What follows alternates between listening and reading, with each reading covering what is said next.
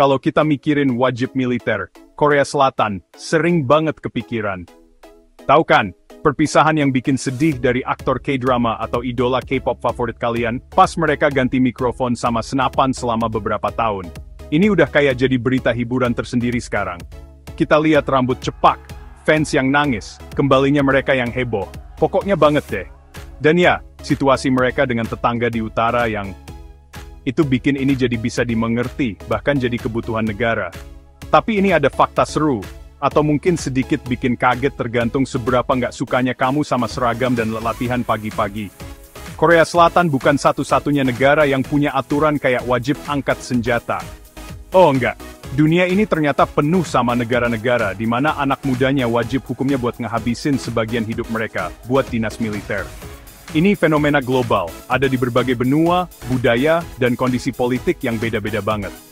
Jadi, kalau kamu kira ini cuma khas Korea aja, kayak mie instan super pedas atau menang medali panahan Olimpiade, pikir lagi deh. Tapi tahu gak sih, ada beberapa negara lain juga yang mewajibkan warganya buat ikut wajib militer. Yuk, kita lihat 5 di antaranya.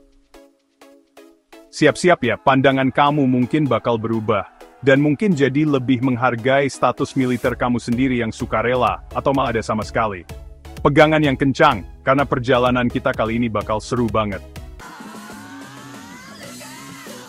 Yang pertama di tur wajib militer global kita adalah Israel.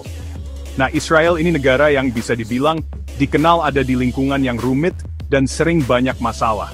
Makanya, pendekatan mereka soal wajib militer itu bisa dibilang kuat banget.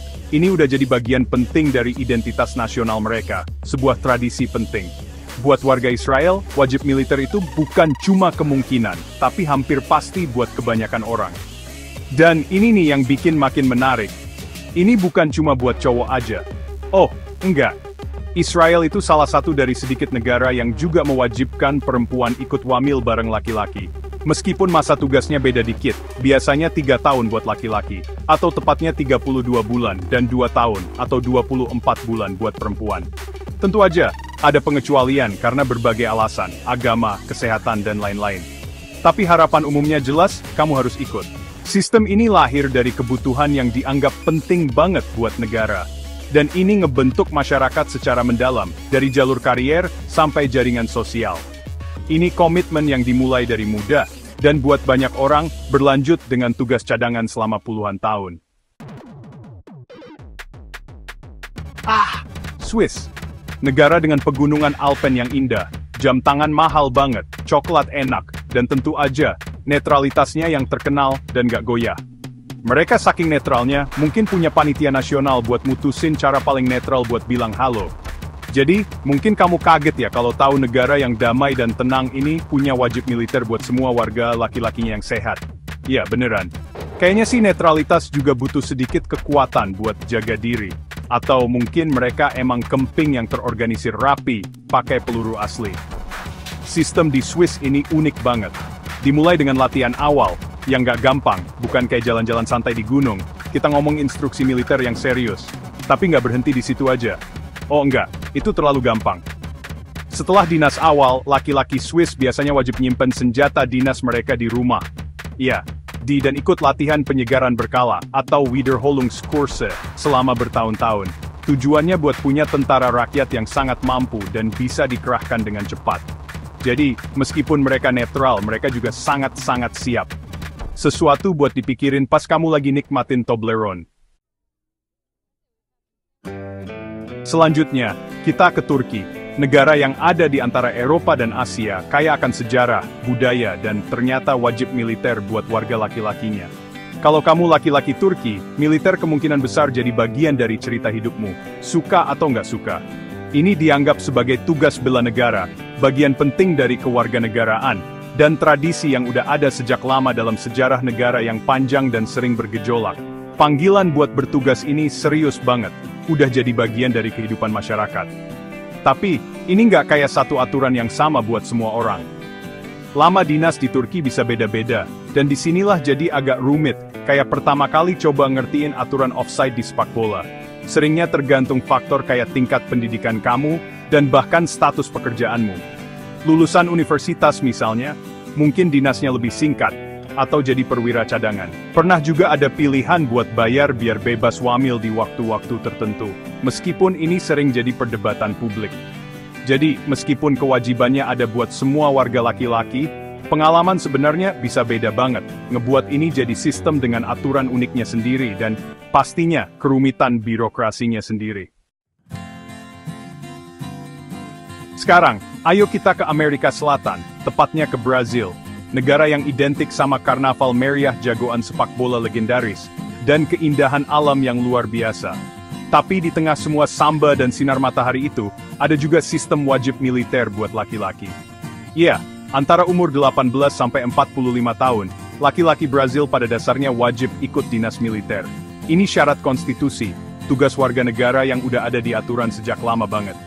Bayangin deh, 1 menit kamu lagi ngerencanain kostum karnaval, menit berikutnya, kamu bisa jadi lagi belajar cara pegang senapan.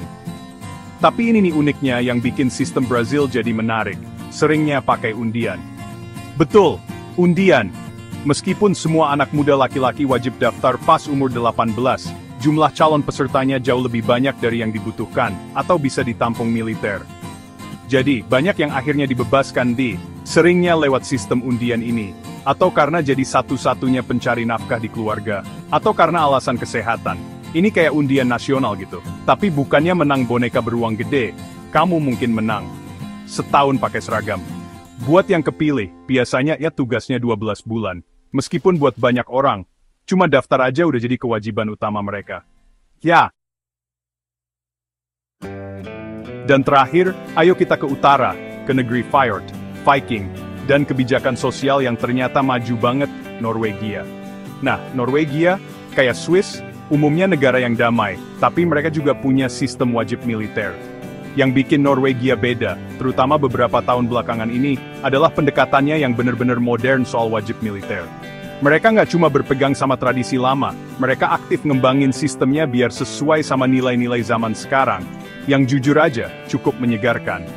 Dalam langkah penting menuju kesetaraan gender, Norwegia memperluas wajib militer buat perempuan di tahun 2015, ngejadiin mereka salah satu dari sedikit negara NATO, dan bahkan negara di dunia, yang punya wajib militer netral gender.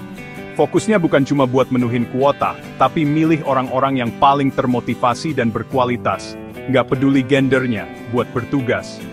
Ada penekanan kuat pada integrasi, mastiin laki-laki dan perempuan bertugas bareng dalam kondisi yang sama. Ini bukan soal maksa semua orang pakai seragam, tapi lebih kenumbuhin rasa tanggung jawab bersama sebagai warga negara dan ngebangun angkatan pertahanan modern yang mampu, yang mencerminkan masyarakat yang dilindunginya. Ini contoh menarik, gimana institusi lama bisa diadaptasi buat abad ke-21. Nah itu dia. Ini cuma beberapa negara di mana wajib militer itu keharusan. Dari gurun di Timur Tengah sampai pegunungan Swiss, kota-kota ramai di Turki, pemandangan indah Brazil, dan fjord-fjord modern di Norwegia, alasan dan caranya beda-beda banget. Ini ngingetin kita kalau pertahanan negara, tugas warga negara, dan peran warga negara itu diartikan dengan cara yang macem-macem banget di seluruh dunia. Ini pastinya lebih rumit daripada sekadar catatan di anggaran pemerintah.